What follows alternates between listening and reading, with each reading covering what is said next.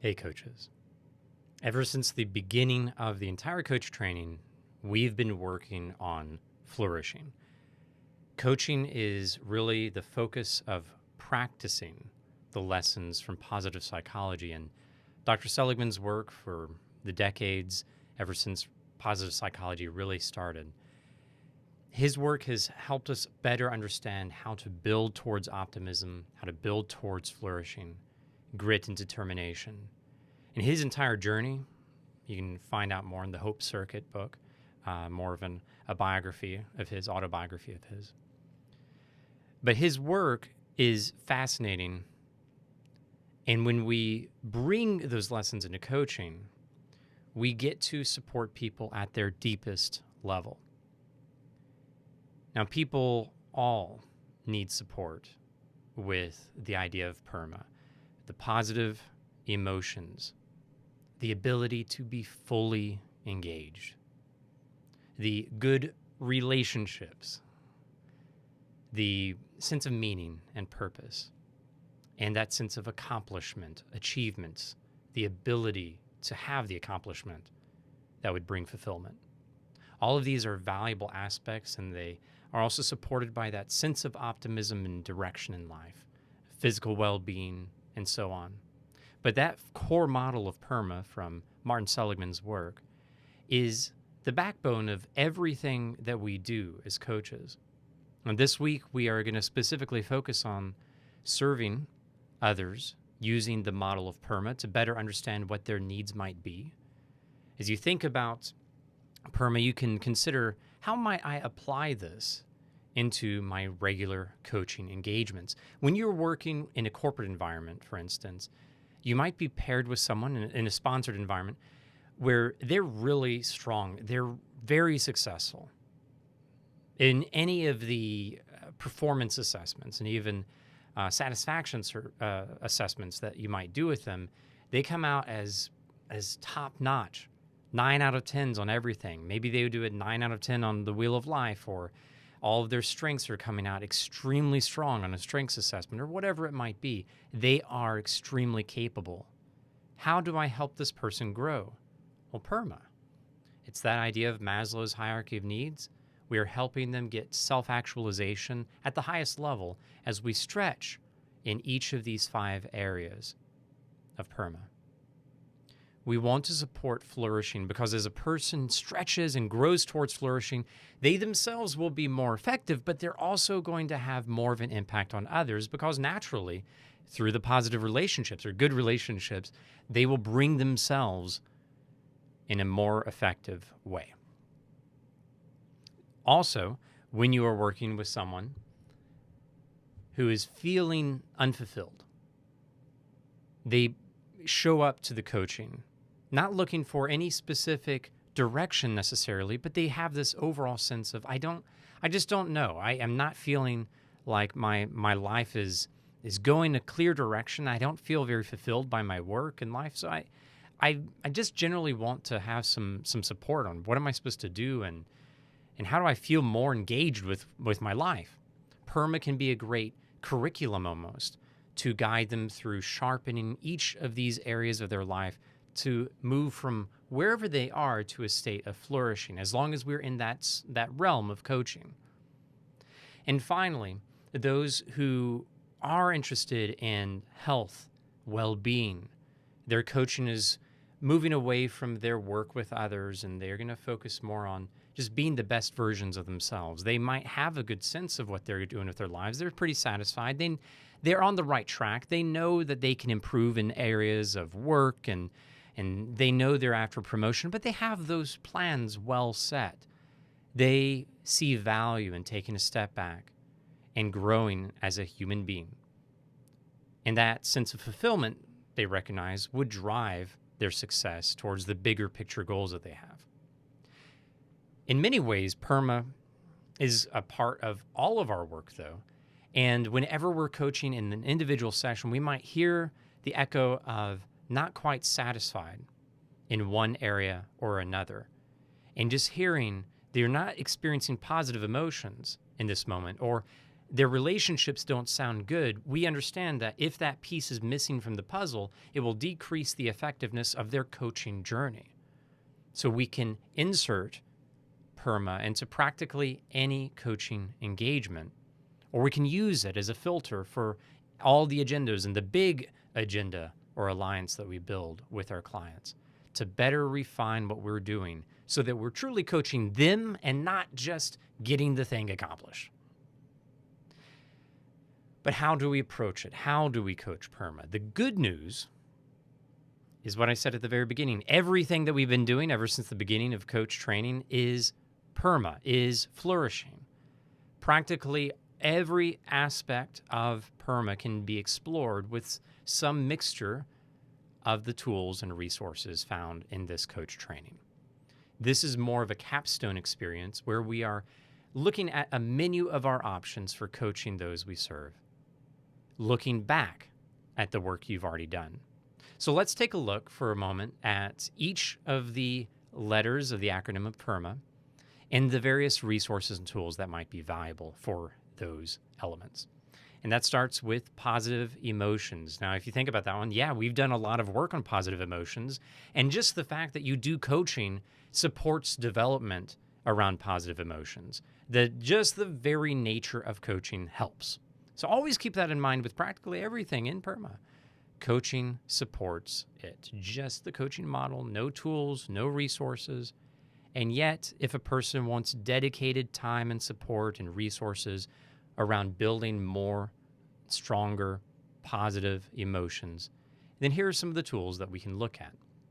The emotional intelligence mind map, exploring emotional intelligence, exploring mindsets, exploring happiness, and especially the idea of the gratitude exercise, the regular acts of kindness that we looked at with happiness and PERMA from Martin Seligman's work, as well as what's coming up in the next few sessions around cognitive behavioral coaching, really taking a look at the inside, the awareness of the self, and developing stronger muscles around the emotional to behavioral cycles. So all of the work we've done in a couple of weeks from here can support building positive emotions. And when you think about a person, or when you're working with a person who would like work in this area, you can pull some of these resources. You can go back to each of these lessons and review it, pull some of the tools, and build a custom-made curriculum for that individual. Next up, we have engagement. Yeah, we've done engagement. Before we get to what we've done, though, we can also look at the VIA character strengths and the ability to, like Martin Seligman says, in practically every speech ever since he wrote Flourishing, do the VIA character strengths assessment, find your biggest strength, pair it with your greatest weakness, as we would say from Marcus Buckingham's work. The area of weakness is that task that you have during the day that is most draining to you. Bring the VIA character strength, that top strength, and see how you might apply that. It's kind of more of a quality strength. Apply that quality into the area of weakness, into the work that is completely out of flow and draining. And what difference might that make in building engagement? We have looked at strengths and weakness coaching based on Marcus Buckingham's work. And we have looked at the sense of flow. How might we push towards that optimal stretching point with flow? And each of these can be addressed with some of the previous sessions and also the link to VIA character strengths. Next up, we have good relationships. The relationships that we build are often based on our conversations and our ability to empathize and connect with others. So again, emotional intelligence is a great foundation for mapping out any areas that most need development to build better relationships. And then with good goal setting and action planning, we can work towards specific relationships, specific milestones, and we can have more effective conversations that can recover when things get difficult. So all the work with difficult conversations, communication frameworks, the crucial conversations, crucial accountability, networking, and casual conversations. All of those sessions that we've done previously can support the work of relationship building, coupled with the coaching process and challenging the person to take their intentions and act on them. Next, we get to the sense of meaning. And this one is at the core of all that we've been doing with coaching, of course, helping people better understand their purpose. It's really tied to what we do at the very beginning of coaching as we take a longer view of their life and bring that down to measurable outcomes we can work on with the length of our coaching contract. We can also use emotional intelligence to better understand oneself and where we might most need support. Decision-making frameworks can help us take a long-term look, especially as we look at 1 year, 5 years, 10 years, 25 years maybe down the road based on purpose, values, what's the legacy we want to leave, how do we want to be known. So all the different areas that we can, or all the different elements we can bring into a decision-making framework, we can pull from those the ones most focus on meaning, purpose, values, identity, and apply them to the decision-making framework and do some good, healthy exploration. Next, we can help support fast and slow thinking. Instead of just go, go, go, go and accomplish everything, we can help the individual slow down and observe their own biases, their own heuristics, their own thinking, so that they can make more informed, holistic decisions. And then finally, we do look at accomplishment, but what we have done previously with the PERM helps the PERMA is best supported by working with the first four and allowing the accomplishment, the sense of accomplishment and achievement, to be informed by all of the holistic work we've done previously or alongside it. So as we look at accomplishment, some of the things that are valuable there, the growth mindset. It's hard to have a sense of movement forward in a meaningful way without that sense of growth, because the growth is going to tie back into anything that we do. We look for the learning, and any challenge that we see ahead of us, we address it with the growth mindset that says, I can learn through this challenge and grow towards it. So the growth mindset is a foundation. We can look back at that work and bring that into a coaching relationship if the person is really uncertain about how they're supposed to overcome a really big challenge. We can look at goal setting, of course. So the goal setting session, that one makes sense. And all the work we did with habits to help make things stick and stay when it comes to behavior change. We have done so much work with the coach training. You have done so much work preparing yourself for whatever your clients need support on.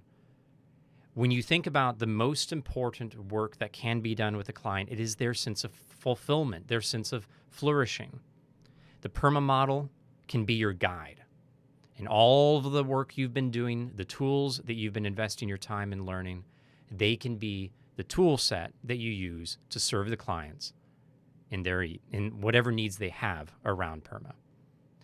This slide deck is going to be a part of the takeaway resources for this session. It's going to link out to all of the different sessions, so you can just click on the PDF, any of the sections that are listed there, if you're looking for the specific tools and resources that you need in order to build that custom curriculum. And I really do want to challenge you.